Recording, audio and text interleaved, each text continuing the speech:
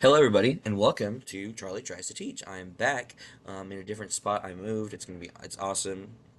Today, I'm doing Why Does God Let Bad Things Happen? That's the thing I'm trying to Charlie teach you. And I was unabashedly inspired by this a pamphlet of the same name. Let me make sure that's actually in frame. Yep, it is. Why does God let bad things happen?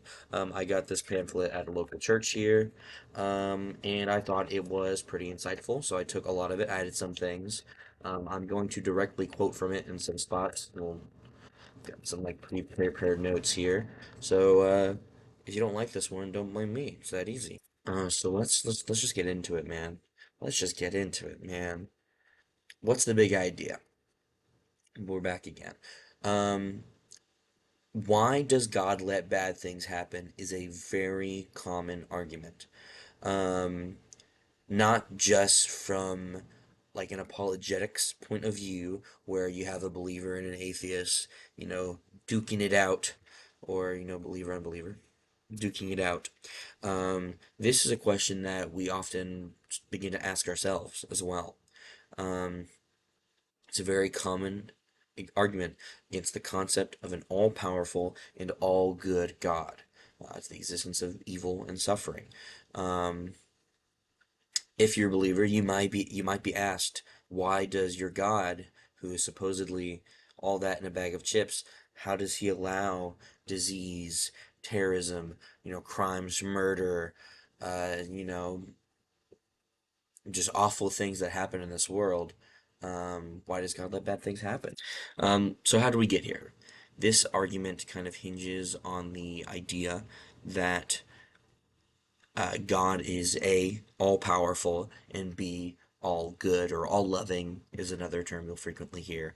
Um, so you get this idea: God is all powerful, God is all loving, and then you look around the world and you don't see a lot of love, especially in today. Things have been very unloving of the world to us as you know as Christians or just simply as people. Things have taken a turn to the point where you start to ask yourself, how does my God allow this? Allow this suffering in the world. Um, you might ask yourself, doesn't the existence of evil either prove that God is not existent in the first place, or not all powerful and is unable to stop the evil in this world, or not all loving and doesn't have the motivation to stop the evil in the world? Well, let's consult the book. Hey, man. Oh, Charlie Kirk got shot and killed. Yeah. My friend called me about it. On top of that, Actually, I heard from my friend Andy that his wife and family was present in like there. that's gotta be. Yeah, yeah, his like young daughter, like I don't know how old she is, like under 10 or something. There was just a shooting in Denver at a school. There was. Yeah, like almost an hour ago. Oh, okay. At like was it like a college campus or was it like a High school. high school? And then on top of that, Poland shot down Russian drones in their airspace. Mm. So that's probably not a good And sign. yeah, um, it But made it also NATO. begs the question why are there Russian drones in Polish airspaces? Russia immediately came out and stated that they were trying to bomb Western Ukraine. But sending drones through a NATO-owned airspace and having a NATO Oh, country shoot them down means bad things for Russia right. because NATO is very angry right Right. This is exactly why we get to the concept of why does God let bad things happen? now. And you get to asking yourself these questions, is that in a world with so much suffering and evil, is it possible that there is truly a God out there that is all powerful and all loving? We'll get back to you on that more at 5. A lot of people that I know were, like Instagram now, just like a tiny little post basically. We're doing these little posts. A very like disheartening, like in support of the shooter. That's gross. That is just Like, that is just gross. Yeah. So let's consult the book. This very same dilemma that I was describing is found in the Bible in multiple places, but what I want to highlight is the story of Joseph. Joseph was hated by his brothers, then sold into slavery and imprisoned for many years. Um, Years passed and his life didn't turn around. He became a free man and he eventually came into a powerful position in Egypt, like the Egypt hierarchy. Um, and then years later, he came face to face with the same siblings that had once sold him into slavery and caused him pretty directly all this suffering in his adolescence. And so, of course, in this situation, the siblings, they were scared for their lives. They assumed that Joseph, now being in this position of power, is going to put them to death. But here's what Joseph had to say when he saw them, or when they were speaking. He said, "Don't be afraid. You intended to harm me, but God intended it for good, to accomplish what is being done, the saving of many lives." And that is Genesis 50:19 through 20. And it really establishes this concept that God will work through others, work through people, work through groups, work through ideas, stuff like that. And what can originally be intended as harmful can, in fact, change you and put you into a position where you are able to do good things and you are able to do good work, because now that Joseph is in this position of authority, he can do things that will help people, the saving of many lives, directly as he has stated it. Joseph is was at some point, in his adolescence, when he was imprisoned, in slavery, suffering, he was likely thinking the same thing as us. Why would God allow him to suffer?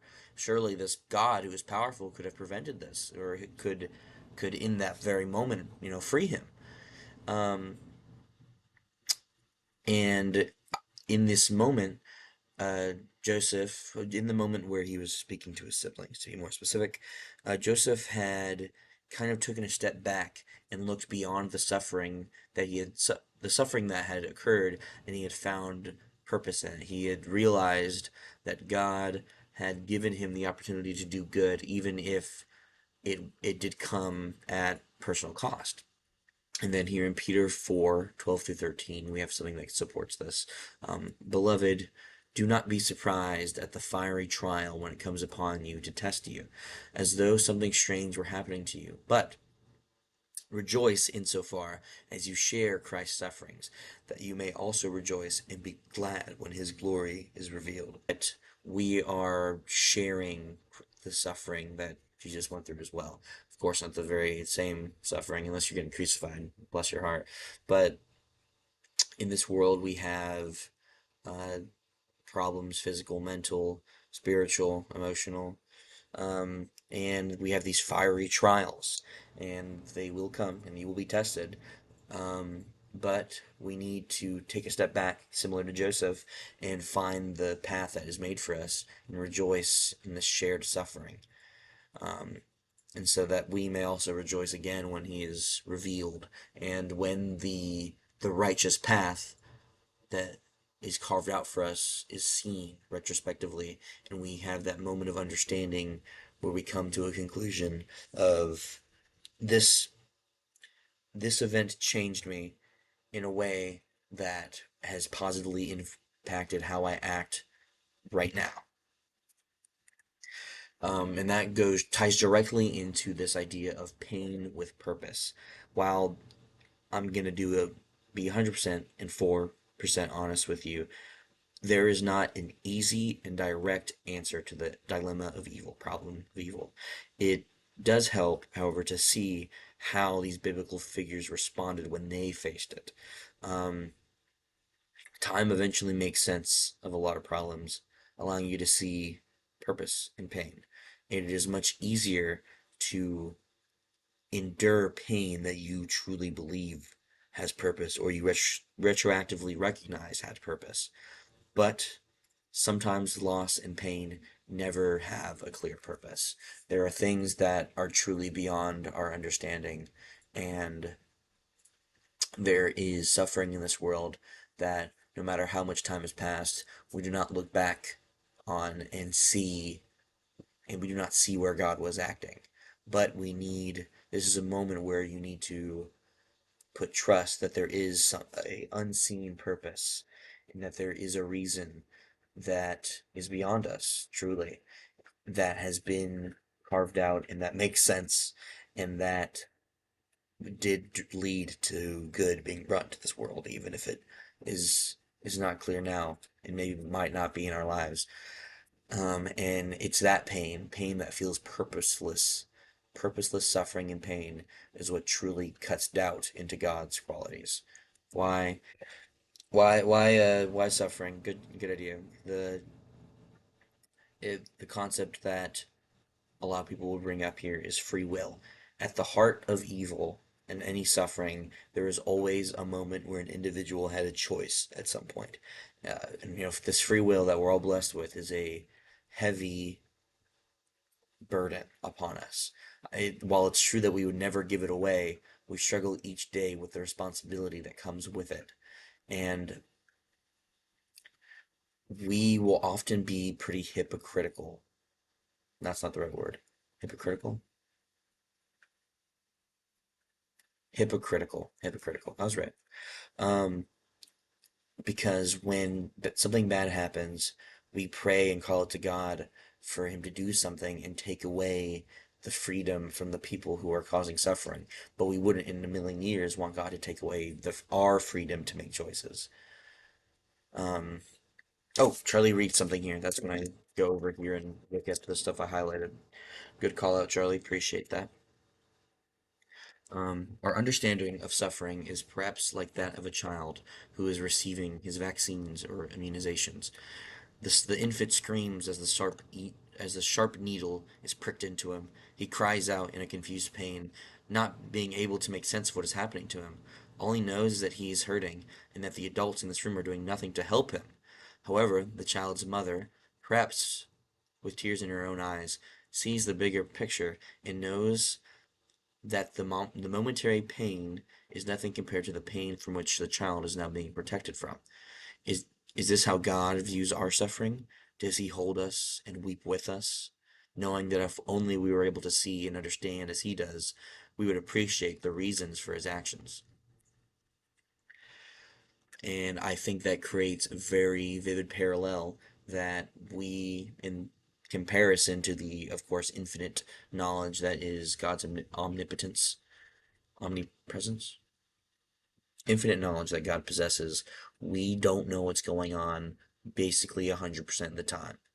Um, and that when we are in pain, God is not absent from us. God is with us. God, God cries when we cry, and He truly wants you to recognize the good in what He is doing, but it's not present with us. And then from Romans 8:18, we have, I consider that our present sufferings are not worth comparing with the glory that will be revealed in us. And that shows this idea that the evil that we think is present in our lives now is incomparable to the good that will occur later. It's like it's on different levels, so you can't even it's not worth comparing at all. So we're coming to the summary portion. Like, what do I think about? Let's say you're not really paying attention. I call you out for not paying attention, and then you're like, "Oh shoot, what was this video about, Charlie?" I'm on it. Would you rather live in a world? These are questions I want you to think about while I'm asking. Would you rather live in a world where love is chosen, or a world where love is programmed? And what I'm trying to say here by programmed is I want you to imagine what what it would be like without free will if our choices were conceivably random or just beyond our understanding. We just do things because that's what we're doing, and we don't understand that there's this power behind us, choosing our actions for us, making our choices. When I'm facing suffering, do I look for purpose or do I focus on the pain? Now, let me just do a simple analogy here. Let's say you cut your hand. You can spend the rest of the day looking at your hand as it bleeds out, and you will hurt just as much. But if you're taking action to fix the suffering in your life, this personal suffering, and you are doing things to counteract this injustice that has happened upon you when you cut your hand on something, then it is going to be much easier to keep your mind off it, and you won't feel that pain as much because your mind is elsewhere. It's not focusing on the suffering, and so the suffering becomes lesser. Another question: am I willing to trust that God can work good through bad circumstances? Do I know that there's a path that even I may never see, but I'm still going to walk on it undoubtedly and stay with God? And how does the promise of eternity change how you view temporary suffering? We need to recognize that this life, this long, beautiful life that I hope you all live, is not going to be comparable at all to the length of eternity. Your body is now, your soul, your spirit is forever. Forever is a long time. And you will look back on the suffering that you think is grave and important now and probably laugh at yourself. You will think, I was focused on the wrong thing. So I want you to ask, what would you be willing to endure if you knew you were convicted? There was no doubt that the suffering that you endure had purpose. It had an eternal purpose. It had an important purpose because God wants to use you to do important things. You have you have a path that you are on and that will be impactful and will be important, at least in your life. The good in the evil. These are three crucial ideas or concepts, truths that kind of lighten the the evil off the word a little bit. God doesn't cause evil, but he can use it for good.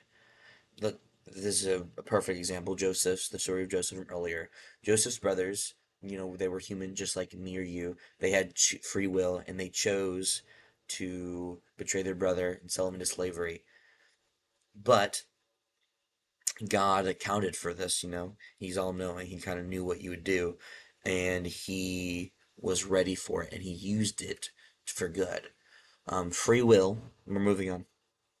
Don't get hung up. Free will makes love possible, but it also makes evil possible. A world without choice is a world that is lacking evil, but also lacking genuine connections with your other humans.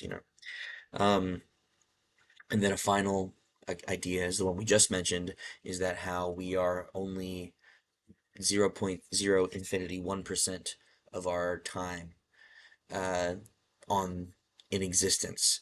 This body is going to be around for however long it is, but that's not the end of the story. An eternal perspective is going to change how we view our temporary suffering. Welcome to the end. You made it, dude. The question isn't whether a good God would allow suffering.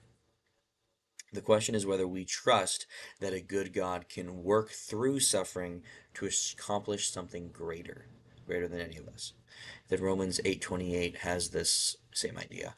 And we know that in all God and we know that in all things God works for the good of those who love him, who have been called according to his purpose. We are called, you are called to a purpose, and God is going to work in your life. Sometimes the answer to our question, our big question, our big $100 question is, why does God let bad thing happen? Is simply so that good people have the opportunity to do good things. Because without suffering, there wouldn't be opportunities to rectify it, to help. And when bad things happen, we are there for each other, supporting of each other, and we bring each other closer to God in that process. When we are relying on each other, it reminds me of the verse where it's like, as iron sharpens iron, a good brother will sharpen a brother. And we work together to accomplish this purpose that we don't fully understand at times, but a purpose that we can trust is greater than any of us.